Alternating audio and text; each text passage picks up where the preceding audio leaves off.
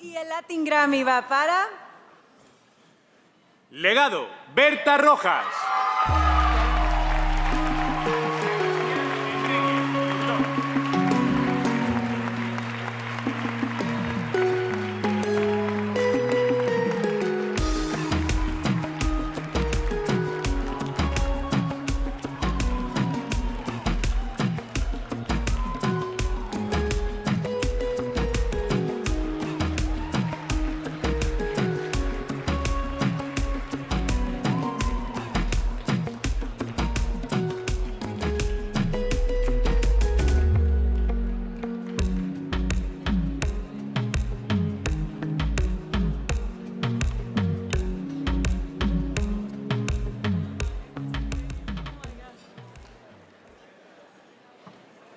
Awille, muchísimas gracias.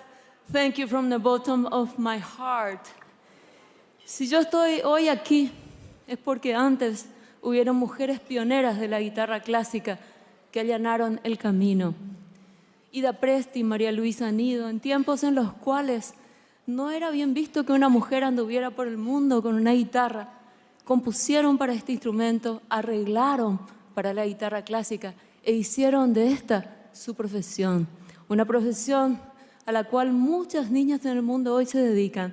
Yo fui una de ellas y me toca estar aquí, llevando este que será el primer Latin Grammy para Paraguay y me toca el honor de llevarlo.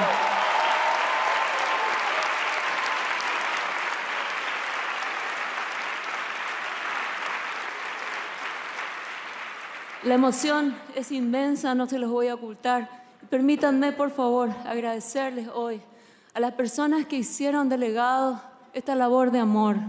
Agradecerle al maestro Serge Assad por A Needle's Portrait, que es la obra que fue escrita especialmente para este disco, para honrar la memoria de María Luisa Nido.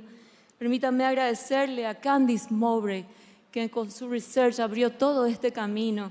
Agradecerle a Sebastián Enríquez, a Randy Bruce, agradecerle a mi equipo en Paraguay, a Celeste Prieto, Fernanda Fleitas, Karina von Eckartsberg, a Silvia Conan, a Noelia Armele, a Sonia Valiente, agradecerle a Vero Chávez.